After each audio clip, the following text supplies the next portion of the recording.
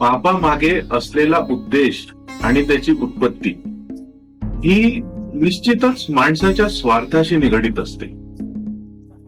स्वार्थाच्या त्या अंधारात पाप केलं जातं आणि मग डोळे झाकून घेतले जातात. जणू काही सगळं संपलंय. पण हेच तर मोठं भासमूल आहे. आपण आपल्या पापांचा हिशोब माणसांना सांगितला नाही तरीही आपल्या अंतःकरणाला तो हिशोब द्यावा लागतोच. आणि म्हणूनच पश्चात्ताप आपल्याला सतत त्रास देत राहतो. पाप हे नेहमी एकट्यानं केलं जातं आणि त्याचं अस्तित्व ते गुप्त ठेवण्यातच माणूस समाधान मानतो. पण पश्चात्ताप तो एकटा राहू देत नाही. तो रोज आपल्याला अंतर्मुख करत राहतो. कोणतेही गुपित उरू न देता आपली खरी ओळख दाखवत राहतो. हा पश्चात्ताप हा जगात सहन न होणारा अत्यंत जड ओझ बनतो. तो स्वतःचा लाकूड स्वतःच जाळणाऱ्या आगीसारखा आपल्याला आतून जाळून टाकतो. कर्म जरी थोडा वेळ थांबून येत असेल पण पश्चात्ताप मात्र स्वसा प्रलयासारखा येतो अचानक आणि आपल्याला पूर्णपणे गिळून टाकतो.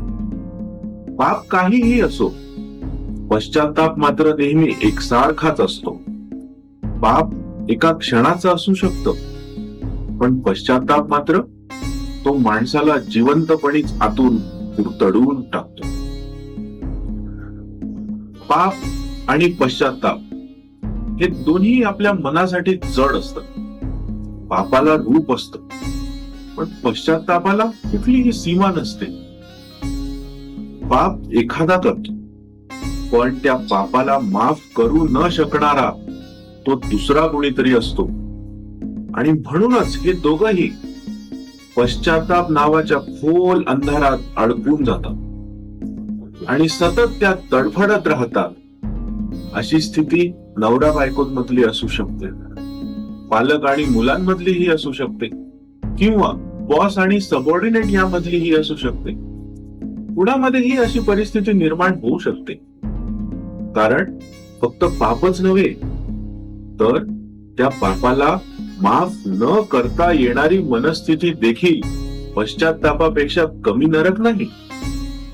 हेच तर आहे न दिसणारं खरं आयुष्य, जे एक मुखवटा घालून सतत आपल्याला फसवत असतं.